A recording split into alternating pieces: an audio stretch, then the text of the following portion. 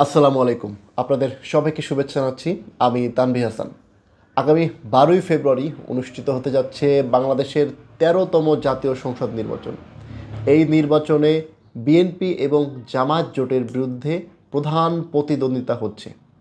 যদিও এর আগে আমরা দেখেছি বাংলাদেশে 1979 সাল থেকে 2018 সালের নির্বাচন পর্যন্ত 24 সালে যেটি হয়েছিল সেখানে বিএনপি অংশগ্রহণ করেনি।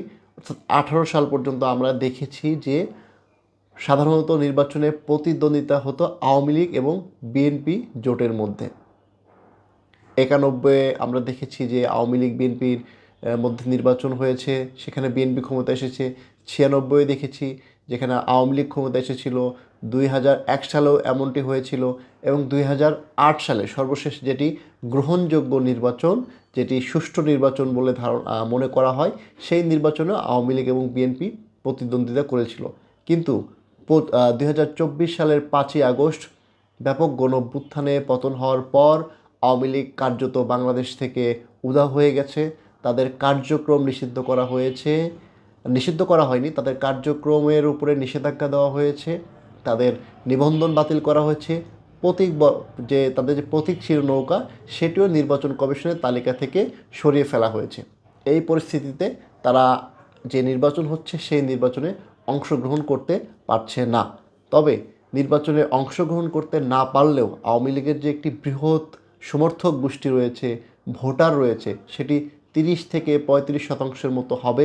সেই ভোটটি আসলে কাদের দিকে যাবে, কারা নেবেন, সেটি নিয়ে এখন টানা হেঁচড়া শুরু হয়েছে। আমরা দেখছি যে দলগুলো রয়েছে তারা বলছে যে আওয়ামী লীগের যারা ভোটার রয়েছেন তারা আমাদেরকে ভোট দিন, তাহলে আপনার নিরাপদে থাকবেন। আমি আজকে ডয়েচে ভেলের একটি নিউজ দেখলাম, সেটি গোপালগঞ্জে নিয়ে করেছে।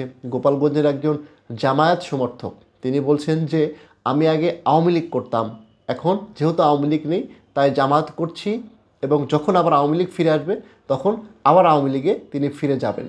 গোপালগঞ্জের সেই নিউজটিতে দেখলাম যে সেখানকার প্রায় সবাই আওয়ামী লীগ, যেহেতু গোপালগঞ্জ আওয়ামী লীগ অধ্যুষিত এলাকা, সেখানে এখন যারা প্রার্থী রয়েছেন তারা চেষ্টা করছেন যে কিভাবে এই আওয়ামী লীগের ভোটগুলোকে তারা নিজেদের পক্ষে নেবেন, সেই চেষ্টা করছেন। জামাত ইসলামের যিনি সমর্থিত প্রার্থী তারা চেষ্টা করছেন, এমনকি বিএনপির যিনি প্রার্থী সেখানে যা রয়েছেন গোপালগঞ্জে, তারাও চেষ্টা করছেন যে কীভাবে এই আওয়ামী লীগের ভোটগুলো পাওয়া যায়। ঠিক এই পরিস্থিতিতে সিপিডি তারা বলছে যে আওয়ামী লীগকে ছাড়া একটি গ্রহণযোগ্য নির্বাচন সম্ভব নয়। নির্বাচনের মাত্র আর 4-5 দিন সময় রয়েছে। এই মুহূর্তে এসে সিপিডি একটি গবেষণা সংস্থা, তারা বলছে যে আওয়ামী লীগকে ছাড়া একটি বৃহৎ জনগোষ্ঠীকে বাইরে রেখে একটি গ্রহণযোগ্য নির্বাচন সম্ভব নয়। সিপিডি একটি সংবাদ সম্মেলন করেছে শনিবার। সেই সংবাদ সম্মেলন নিয়ে একটি নিউজ প্রকাশ করেছে বাংলা ট্রিবিউন। বাংলা ট্রিবিউন বলছে 12ই ফেব্রুয়ারি অনুষ্ঠেয় জাতীয় নির্বাচন থেকে আওয়ামী লীগকে বাদ দেওয়া হলে সেই নির্বাচন অন্তর্ভুক্তিমূলক ও গ্রহণযোগ্য হবে না বলে মন্তব্য করেছে গবেষণা সংস্থা সেন্টার ফর পলিসি ডায়ালগ। তারা বলছে বাদ দেওয়া হলে, তারা কি পিছনে পড়ে রয়েছে? তারা কি বাংলাদেশে যে ঘটনাবলী ঘটছে এগুলো কি জানে না নাকি? না জেনে তারা এই ধরনের কথা বলছে। বাদ দেওয়া হলে মানে কি? আওয়ামী লীগকে তো বাদ দেওয়াই হয়েছে। আওয়ামী লীগ তো নির্বাচনে অংশগ্রহণই করছে না, তাদের তো নিবন্ধন বাতিল, তাদের কার্যক্রম নিষিদ্ধ। বাংলা ট্রিবিউন বলছে সবুজ টেকসই অর্থনীতির চালচিত্র ও প্রত্যাশা, প্রার্থী ও ভোটার জরিপের ফলাফল শীর্ষক এই ব্রিফিংয়ে বিভিন্ন নির্বাচনী এলাকার পরিচালিত জরিপের তথ্য উপস্থাপন করে সিপিডি জানায়, দেশের রাজনৈতিক বাস্তবতায় কোনো বড় রাজনৈতিক শক্তি ও তার ভোটারদের বাইরে রেখে গ্রহণযোগ্য নির্বাচন করা কঠিন। সিপিডির মতে একটি বিশ্বাসযোগ্য, অংশগ্রহণমূলক ও গণতান্ত্রিক নির্বাচন নিশ্চিত করতে হলে সব প্রধান রাজনৈতিক পক্ষ ও তাদের সমর্থক ভোটারদের অন্তর্ভুক্ত করা জরুরি। তা না হলে নির্বাচনের ফলাফল নিয়ে দেশি বিদেশে প্রশ্ন ওঠার শঙ্কা থাকবে। গবেষণা সংস্থাটি আরও জানিয়েছে, নির্বাচন কেবল প্রশাসনিক প্রক্রিয়ায় নয়, বরং এটি জনগণের প্রতিনিধিত্ব ও মতামতের প্রতিফলন, যে কারণে রাজনৈতিক অন্তর্ভুক্তি নিশ্চিত করাই নির্বাচনের গ্রহণযোগ্যতার মূল শর্ত।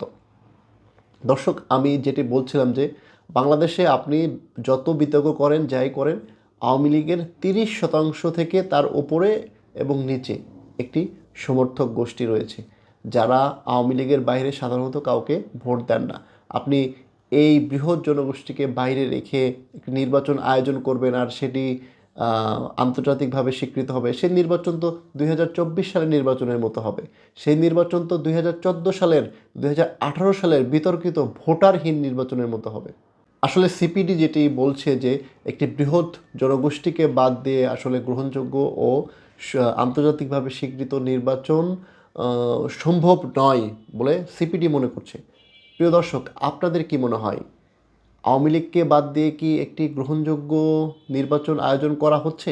আগামী 12 তারিখ যে নির্বাচন হবে সেটি কি গ্রহণযোগ্য হবে? আপনাদের গুরুত্বপূর্ণ মতামত আমাদের কমেন্ট সেকশনে জানান। ধন্যবাদ।